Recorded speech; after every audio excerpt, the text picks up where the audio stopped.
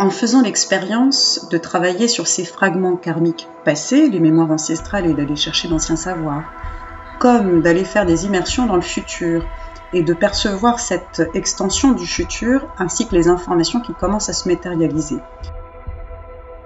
Les informations se matérialisent parce qu'on peut imaginer, en termes de forme pensée, que la plupart des gens qui œuvrent à imaginer un véhicule du futur, des médicaments du futur, créent des formes pensées qui s'agglomèrent, ça crée des champs, des égrégores déjà qui se densifient, donc le futur commence à exister. C'est un petit peu comme on regarde un film de science-fiction, la personne qui a écrit l'histoire et qui met en scène ensuite un film de science-fiction a déjà imaginé un type de futur avec une résonance et une vibration. On est à peu près dans la même idée. Là, on crée un film, non pas de science-fiction, mais d'une réalité vibratoire. Évidemment, on imagine que l'on va optimiser notre propre présent. Il y a deux notions qu'on comprend en faisant l'expérience. Premièrement, on a un destin individuel qui revient et qui s'incarne, on va dire, sur Terre pour faire des expériences au niveau de l'âme de progression, pour contribuer également au monde, mais à une certaine humanité. C'est-à-dire qu'on a un destin, parfois collectif, soit par famille d'âme, soit vraiment en termes d'humanité, qui est relatif à une variation, un algorithme de la Terre.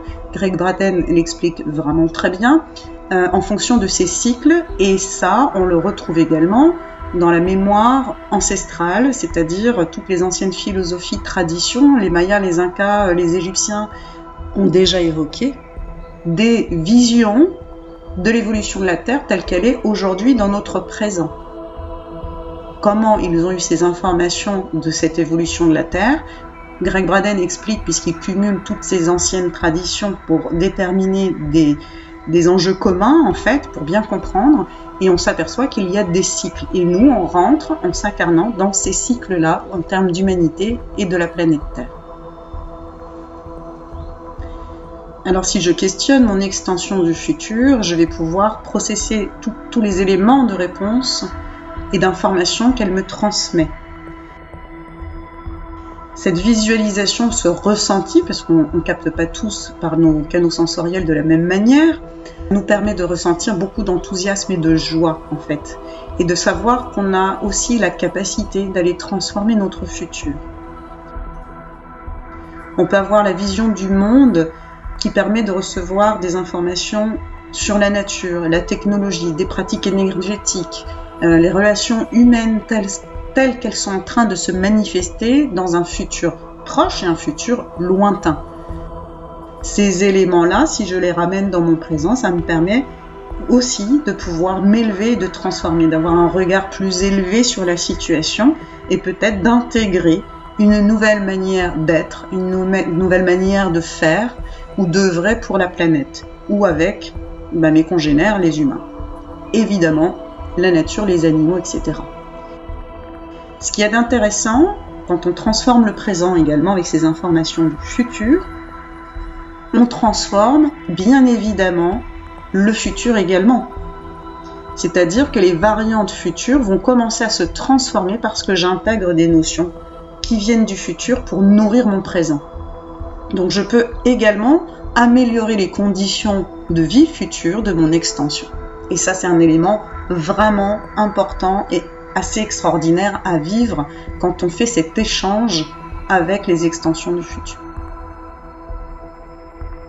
En recueillant le vécu de plusieurs participants à travers différents stages, à différentes périodes, j'ai identifié des informations communes et identiques qui relatent d'atmosphère et de contexte futur très intéressant, puisque là, c'est relaté vraiment par un collectif et différents groupes qui ne se connaissent pas à différentes périodes.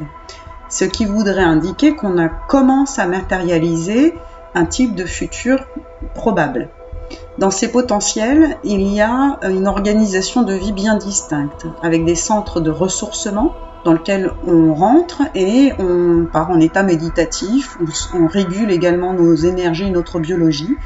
On peut également partir et explorer d'autres dimensions dans ces centres de ressourcement pour nous régénérer complètement Il y a des centres de permaculture vibratoire, un peu comme dans le livre La prophétie des Andes.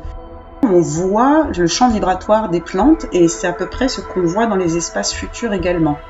On a nos propres identités vibratoires qui se réunissent en termes de famille d'âme, c'est-à-dire vraiment en termes de ressemblance.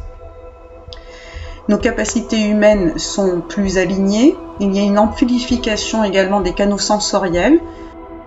Dans ces espaces futurs, il est également montré que nous communiquons avec le champ de fréquence des éléments, de l'eau, de l'air, etc.